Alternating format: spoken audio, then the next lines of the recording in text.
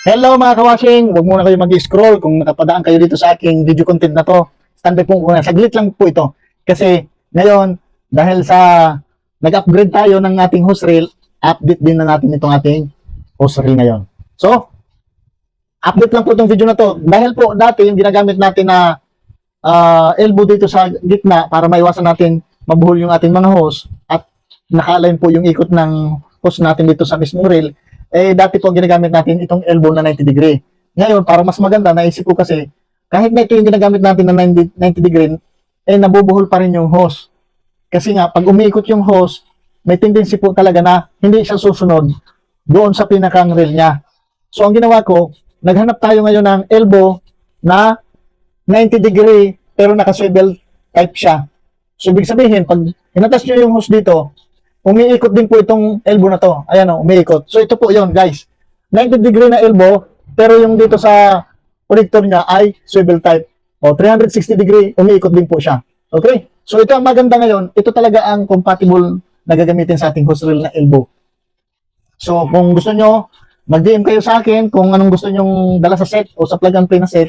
Kung itong elbow na 90 degree or yung 90 degree din na elbow na swivel type.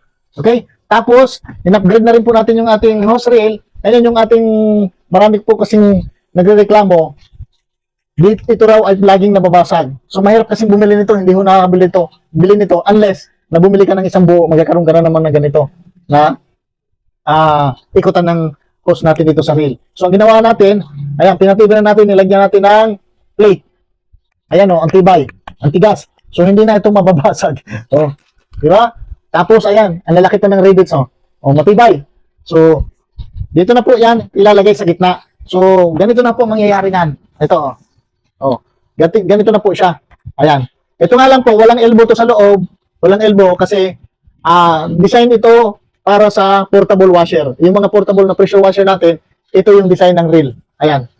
Tapos, wala ho tayong nilalagay dyan ng mga pampasikip ng mga screw, kaya pandikit kung ano dyan, wala po. So, lahat ng nilagay natin na swivel joint parts dito ay compatible talaga. Fit na fit sa ating hose reel. So, kung gusto nyo guys ng upgraded na car wash hose reel, DM po kayo sa akin para kung gusto nyo mag-DIY, magbuo, pwede ko kayong tulungan. Pero kung gusto nyo naman ayaw na maghirap o gusto nyo ng plug and play, DM po kayo sa akin. Parang ganito yan, oh.